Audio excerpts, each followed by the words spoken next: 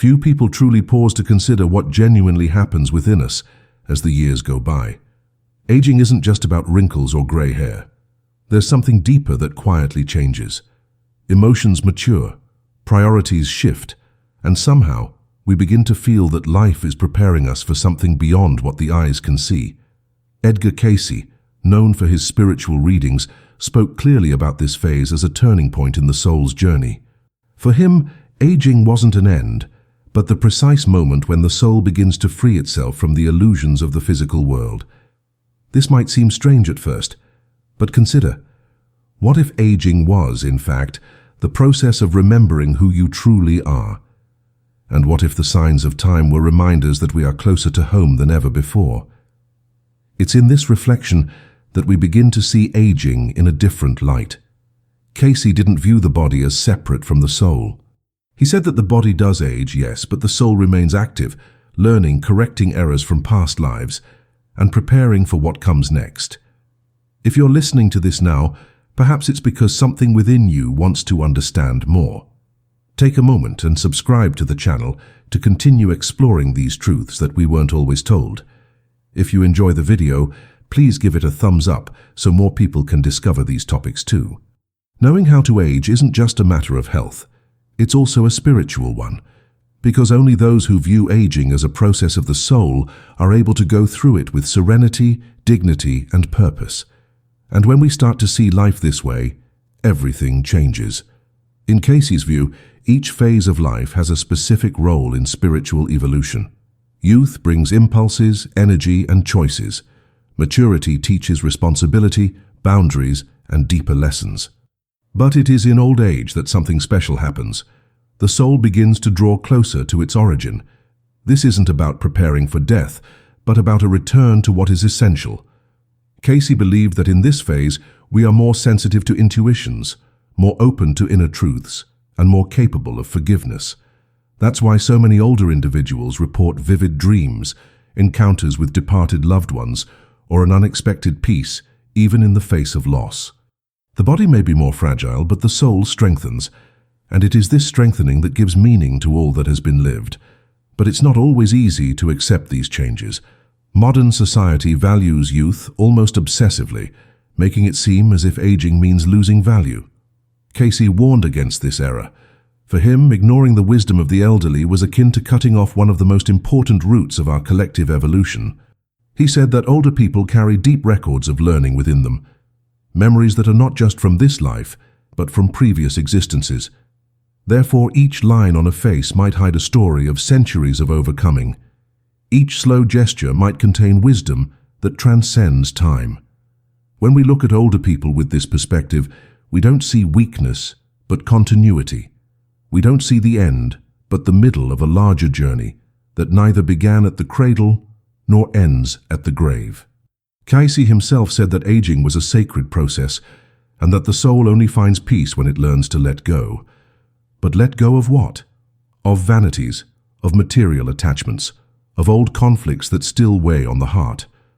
That's why many older individuals feel a strong desire to put everything in order, forgive people, revisit stories, and organize their lives. It's not by chance.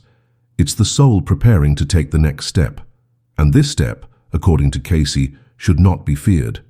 On the contrary, it should be respected as part of a natural cycle. When we understand that we are more than just the body, fear diminishes. And when we look at life as a school, old age becomes a period of wisdom, completion, and reconciliation with all that we have been.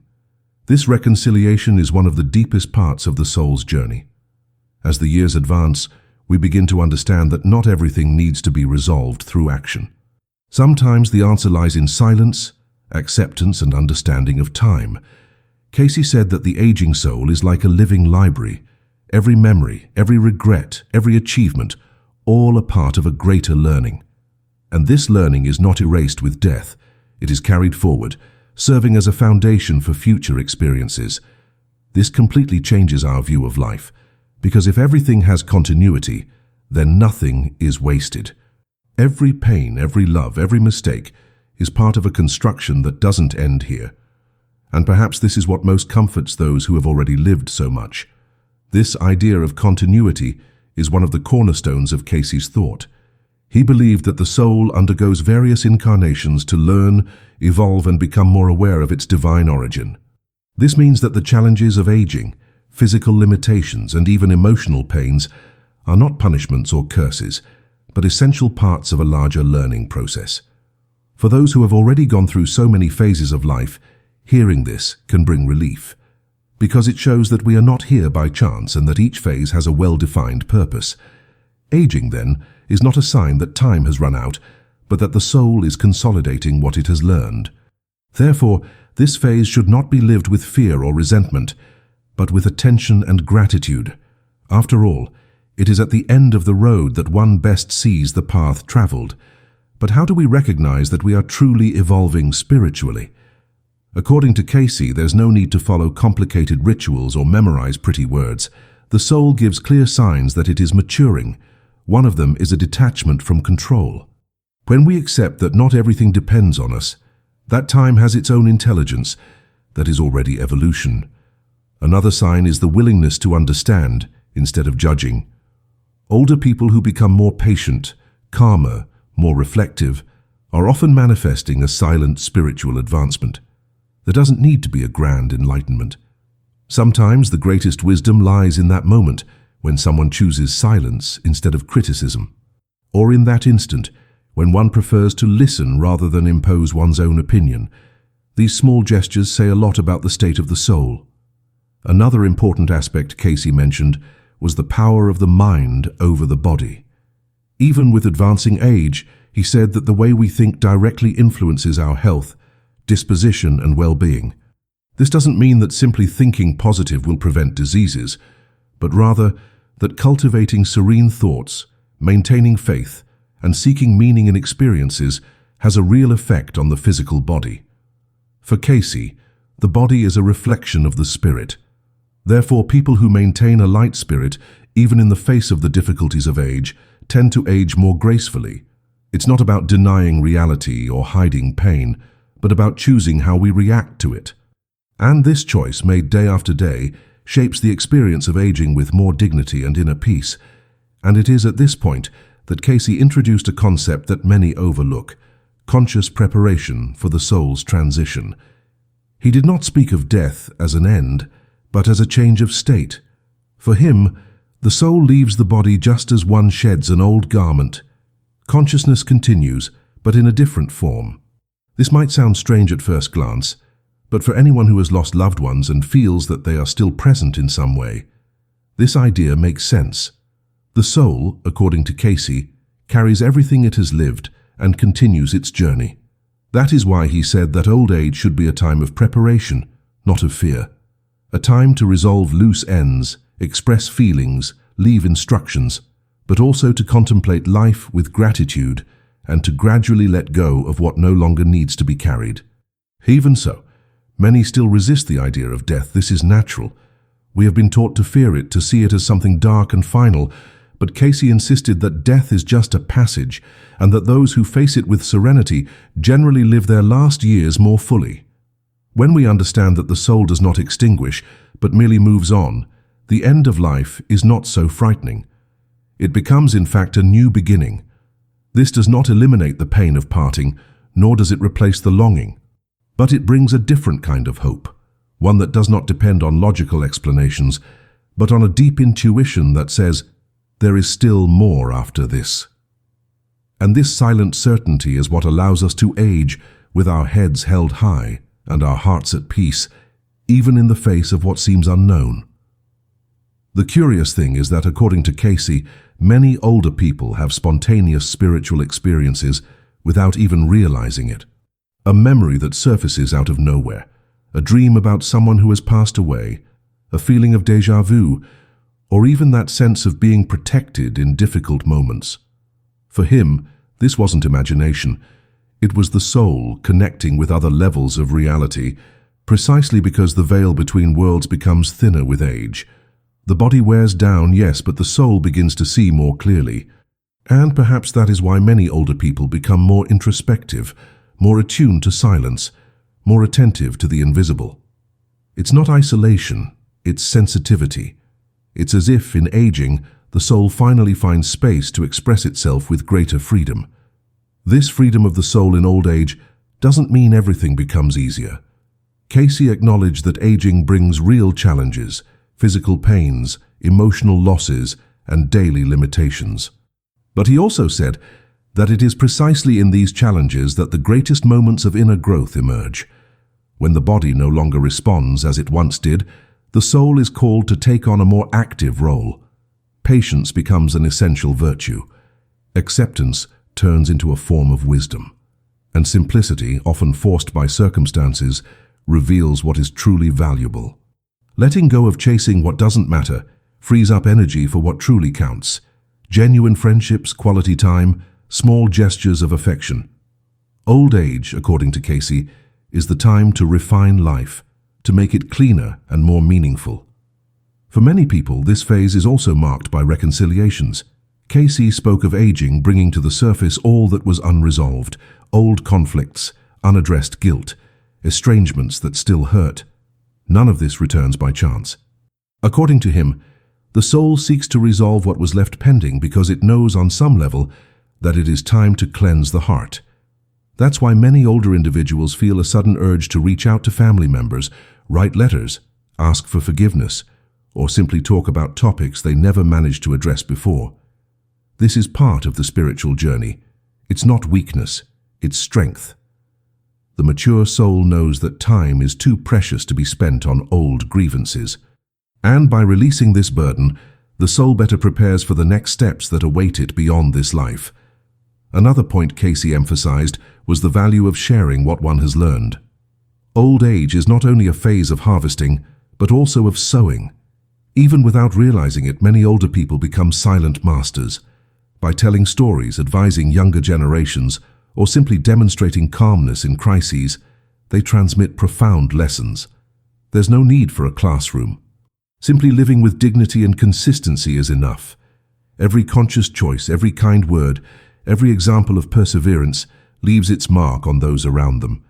And according to Cayce, these marks transcend time. They touch other souls and influence futures yet to come. The soul, as it ages, gains this role as a guardian of memory and direction. And this mission is perhaps one of the noblest of all. Often, older individuals feel they no longer have much to offer. But Cayce said this thought is a dangerous mistake. The value of a life is not measured by productivity, but by presence. A loving glance, a seasoned piece of advice, an attentive ear can transform someone's life. And only those who have traveled a long road are capable of offering this with depth. The world needs people who are no longer rushing, but who know how to observe, who don't wish to prove anything, but who know how to welcome. Society may forget this, but the soul does not. It knows that as long as there is life, there is a role to fulfill. Even if it's just smiling at someone on a difficult day, the soul knows that there is no age limit for lighting another's path. The perception of time also changes in this phase. For Cayce, this is a sign that the soul is closer to its true nature, which is not limited by hours or calendars. Many older individuals report that days pass more quickly, or that certain moments seem to last an eternity.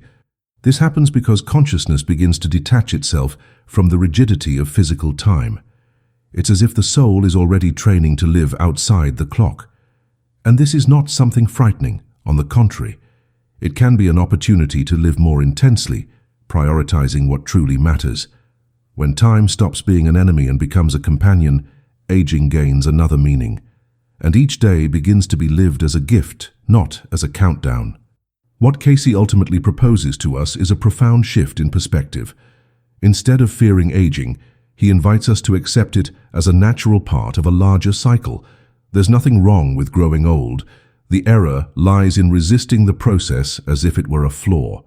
But the truth is that each stage of life brings unique lessons, and old age is perhaps the richest of all, because it is then that we have time to reflect, review choices, and seek meaning in what has been lived.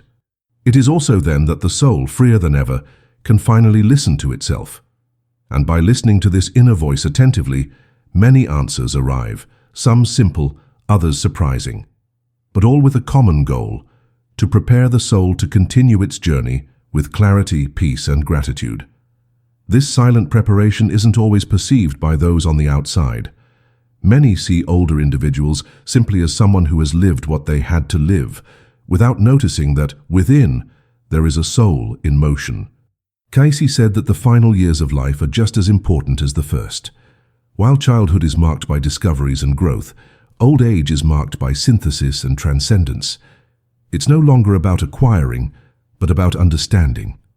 One no longer seeks to accumulate, but to transmit. And in this change of focus lies one of the greatest spiritual secrets Cayce left us. The soul, realizing it no longer needs to rush, begins to observe life with greater clarity. And this clarity can be so powerful that it transforms how we see the world, ourselves, and even what comes next. But this requires inner silence, something not everyone can cultivate. Cayce said that the noise of the modern world, with its distractions and agitation, separates the soul from its true listening. Therefore, he suggested daily moments of quiet, even if brief, a time to reflect, to connect with something greater, to listen to one's own breath and the feelings that surface. In old age, this exercise becomes even more valuable, not as an obligation but as an opportunity, because it is in silence that memories find order, that old wounds calm down, and that the soul strengthens to continue its journey. There is no need for grand rituals. Just close your eyes for a few minutes, breathe deeply, and remember that there is still light within you, even when the body tires. Another important teaching from Cayce is about spiritual legacy. He said that more than material possessions or visible achievements, what the soul leaves behind is the vibration of what it was, the words spoken with love, the gestures of compassion, the way one faced pain and cultivated hope. All of this is recorded in the spiritual field and continues to exist. Therefore, aging with awareness is also an act of generosity. By living your later years with dignity, presence, and faith, you are not merely ending a cycle. You are opening paths for those who will come after. The soul, in this sense, is like a bridge between generations, and every choice made in the present can influence not only this life, but many others yet to come. This is the greatness of the journey, and even when strength diminishes and steps grow slower, the soul remains awake. Cayce said that the final moments of life are often the most spiritually intense. It's when people have visions, old memories return with power, and a profound clarity settles in. It is not illusion. It is the soul freeing itself from the last bonds of matter. Therefore, this phase should be lived with respect and attention. Those who accompany an older person at this time need to understand that what is there is not just an aged body, but a soul in transition. A soul that is preparing to cross what Cayce called the Great Door. And in crossing it, the soul does not disappear. It continues conscious, carrying with it all that it learned, all that it loved, all that it was. Understanding this changes our relationship with life. By seeing aging as part of a larger process, we gain freedom. We stop fearing time and begin to value it. We start to live with more attention, more compassion, and more gratitude. And this doesn't just apply to those who are aging now. It applies to everyone, because one day we will all walk this path. And the sooner we understand this, the better we can live each stage. Cayce reminds us that the soul is not a distant mystery. It is here, now, present in every decision, every thought, every caring gesture. And it is the soul that guides us, step by step, beyond what we can see. If this video resonated with you, consider sharing it with someone else who might also be seeking to better understand this phase of life. If you haven't subscribed yet, take a moment to follow for upcoming videos with reflections like this. Aging doesn't have to be a burden. It can be a rare opportunity for wisdom and reconnection. The soul's journey doesn't end when the body tires. It continues steady, serene, and full of meaning. And knowing this clearly and without fear can be one of the greatest gifts we give to ourselves and to those we love.